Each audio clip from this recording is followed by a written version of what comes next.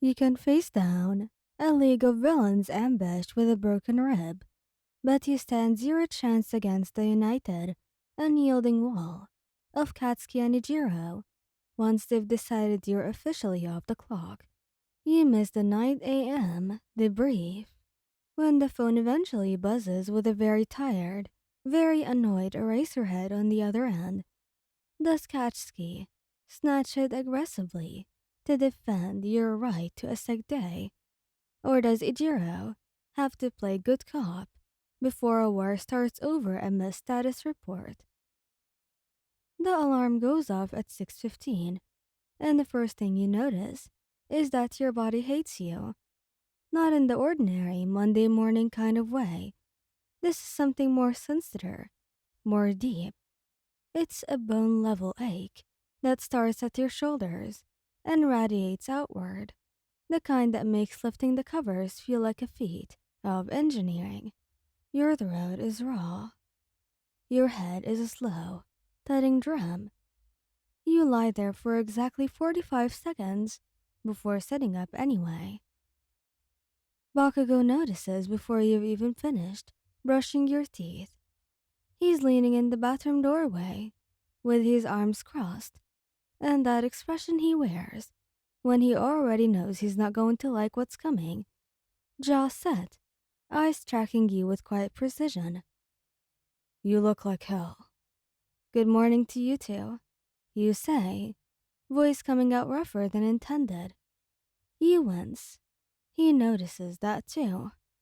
You're sick. I'm fine. You literally just went stalking. I slept weird.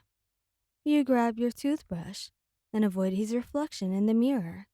I've got the debrief at 9. Aizawa's already been pushed back twice.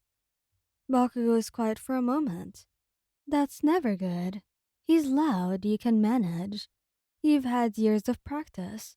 But the quiet means he's actually thinking, which means whatever comes next will be precise and difficult to argue with. Ijiro, he calls toward the bedroom. You close your eyes. Don't. Heavy footsteps on hard wood, and then Kirishima's in the doorway, behind Bakugo, hair still down and loose around his shoulders, wearing a look of sleepy concern that sharpens quickly when he gets a good look at you. Whoa. He steps closer, and before you can step back up, his hand is against your forehead. His palm is warm, calloused, and familiar.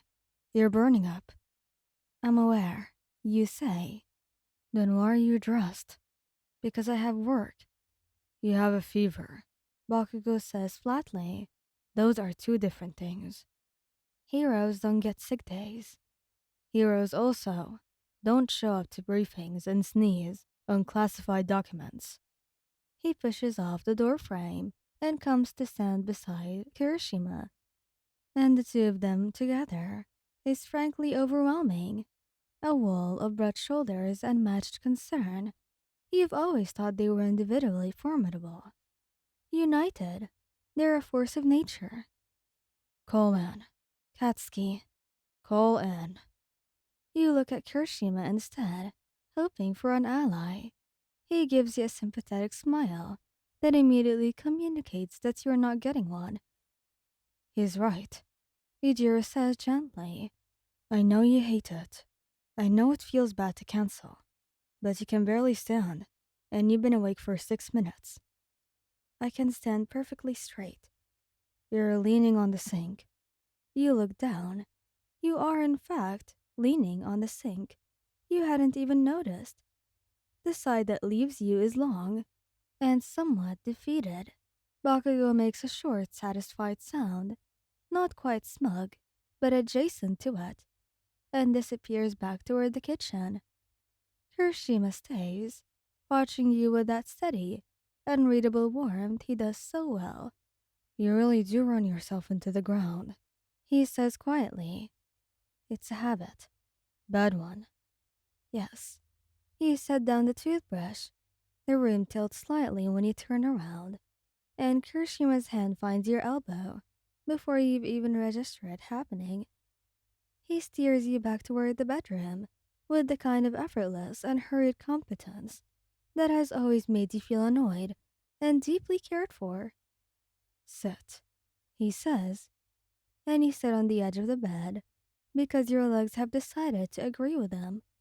From the kitchen comes the sound of cabinet doors, the particular clatter of a pot being filled, Bakugou muttering something under his breath. You've shared a space with him long enough to know the sounds of a ham cooking, the aggressive efficiency of it, how he handles knives like they've personally wronged him, but produces things that are quietly, infuriatingly perfect. Kirishima crouches in front of you to pull off your shoes. You watch the top of his head and feel something soft and aching that has nothing to do with the fever. You don't have to fuss, you tell him. He looks up. I know. Both of you. You don't have to. Hey. His voice is gentle, but it stops you. We're not doing it because we have to. You know that, right? You do know that. You've known it for a while. Although, occasionally, it still catches you off guard. The uncomplicated certainty of it. The way they move toward you, without being asked. Yeah, you say. I know. He squeezes your ankle once before standing.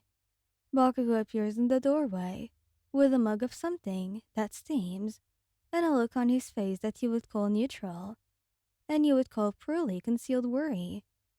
He crosses the room and holds the mug out, and you take it. Honey and ginger, and something sharper underneath. One of his mother's recipes, you suspect, although he will never confirm this, and you have learned not to ask. Drink it, he says, which is how he says I made this for you. Thank you, you say, which is how you say I know. He sits at the foot of his bed, with his back against the bedpost, and Kirishima folds himself onto the other side of you. And for a moment, the three of you are just quiet. Outside, the city is beginning to wake up.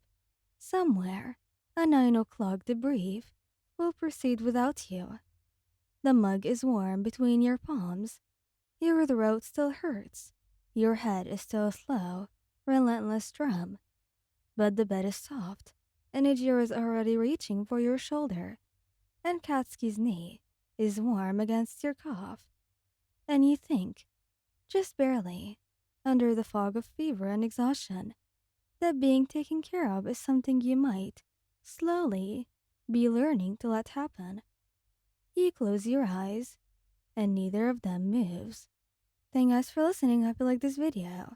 Please don't forget to subscribe, like, and share, and goodbye.